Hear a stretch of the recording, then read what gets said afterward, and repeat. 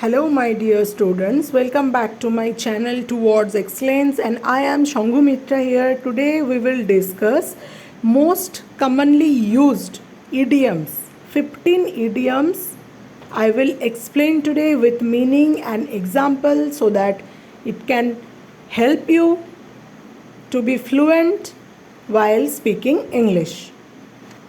So what is idiom? An idiom is a saying or expression that says one thing literally but means something else when explored in context. Basically, a group of words in a fixed order that has a particular meaning that is different from the meanings of each word of its own. That means an idiom is a saying or expression that says one thing literally but means something different. मतलब idioms कुछ ऐसा चीज़ है जो तुम्हें पढ़ के कुछ अलग मीनिंग लगेगा, कुछ अलग फील हो सकते हैं according to its own word meaning, but इसका जो एक्चुअल मीनिंग है वो कुछ अलग होते हैं. And today we will discuss commonly used 15 idioms जिसका मीनिंग हमें इंग्लिश स्पीकिंग के लिए बहुत ज़रूरी है. First one is speak of the devil. इसका मतलब क्या है? This means that the person you are just talking about actually appears at that moment. जिसके बारे में बात हो रहा था वो तुम्हारे सामने आ गए. Example, hi Riya, speak of the devil. I was just telling Swara about your positive attitude. Riya के बारे में बात हो रहा था स्वरा के साथ, तो रिया आ गए. तो फिर जिसने भी बात कर रहा था उन्होंने क्या बोला? हाय रिया, स्पीक ऑफ द डेविल. तुम्हारी बात हो रहा था, तुम हाजिर हो गए. आई was just telling Swara about your positive attitude. तुम्हारे पॉजिटिव एटीट्यूड के बारे में स्वरा के साथ डिस्कस हो रहा था. So speak of the devil we can use अगर हमें ये समझाना है कि मैं किसी के बारे में बात कर रहा था और वो आ गए सामने. Next is once in a blue moon, an event that happens infrequently. Once in a blue moon, an event that happens infrequently. वो जो थोड़ा infrequent है, जो frequently नहीं होता है. I only go to the gym once in a blue moon. मतलब मैं कभी कभार जिम चले जाती हूँ. Once in a blue moon. To cost an arm and a leg. इसका मतलब जो बहुत ही एक्सपेंसिव होते हैं. Something is very expensive. Example, fuel this days cost just an arm and a leg. मतलब अभी फ्यूल का कॉस्ट इतना ज़्यादा हो गया है जैसे कि वो एक आर्म एंड लेग है. मतलब बहुत ही एक्सपेंसिव चीज़ को हम we can tell it in that way, to cost an arm and a leg, जो बहुत ही एक्सपेंसिव होते हैं. Next, a piece of cake. A piece of cake means something which is very easy, जो difficult नहीं है, बहुत ही आसान है. Example, scoring good marks is just a piece of cake to my best friend. मतलब मेरे बेस्ट फ्रेंड के लिए गुड मार्क्स स्कोर करना बहुत ही आसान चीज़ें हैं. 5.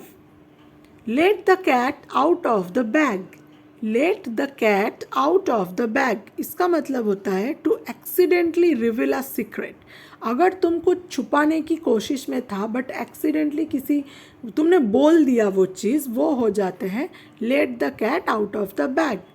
Example, she finally lets the cat out of the bag about their wedding plans.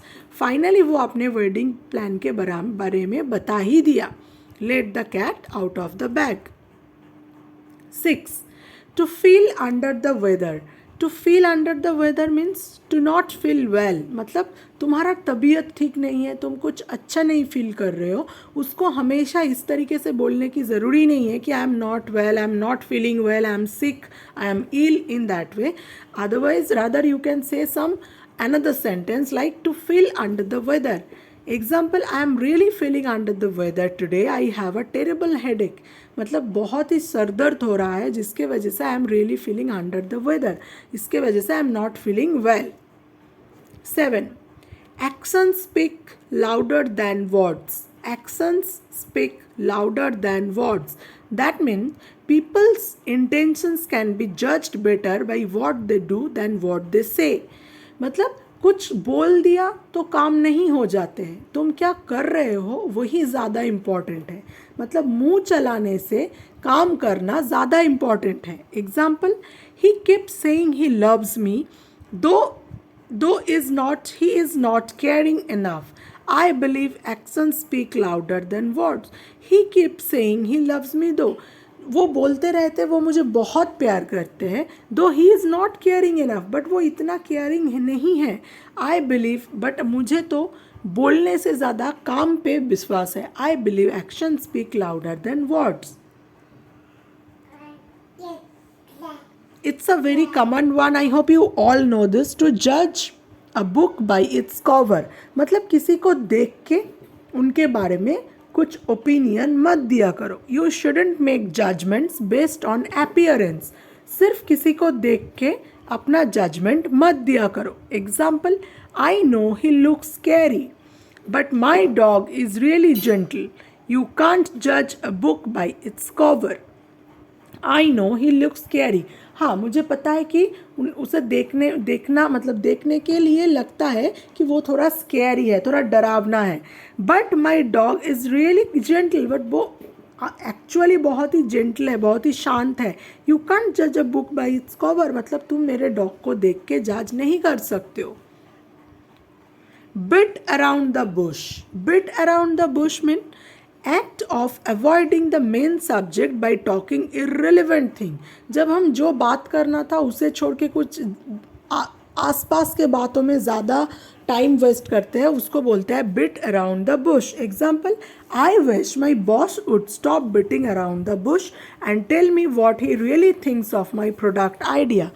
I wish, मैं चाहती हूँ कि मेरा बॉस जो है मतलब फालतू के बातें बंद करके मुझे बताए कि what he really thinks of my product idea. मेरा जो प्रोडक्ट आइडिया है वो एक्चुअली क्या है, वो उनके बारे में बात करे, ना तो वो जो फालतू के बात कर रहा है वो करे।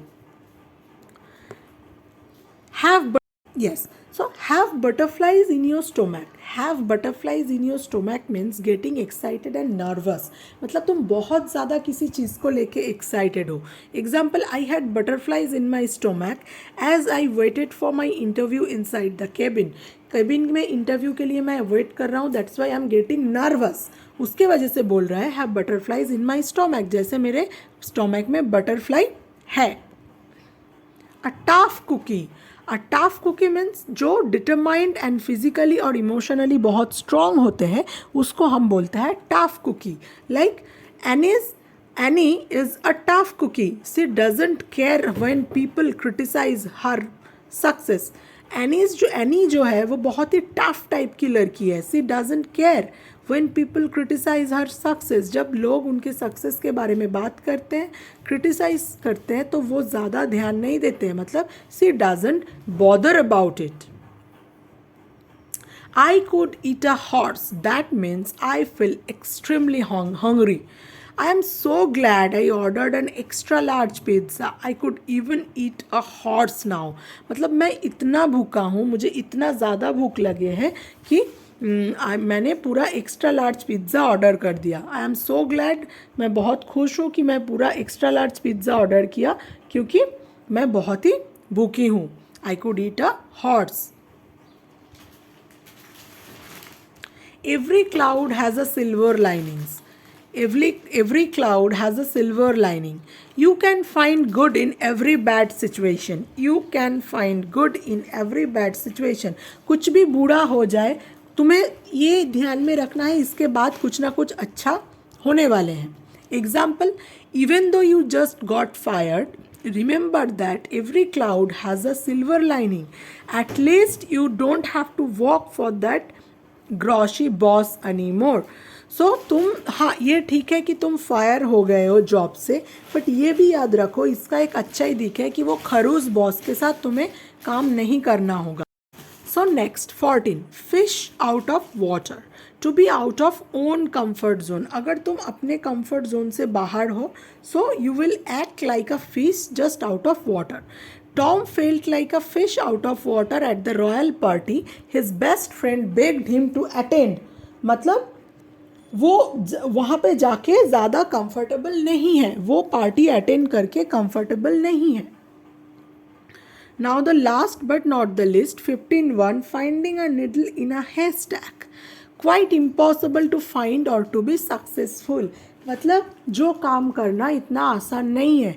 अगर तुम्हें हेयर स्टैक में एक सुई निकलना है तो वो बहुत ही डिफ़िकल्ट हो जाते हैं. So trying to get a new job this days is like trying to find a needle in a hair stack. जो काम इतना आसान नहीं है. So that's it. ओके.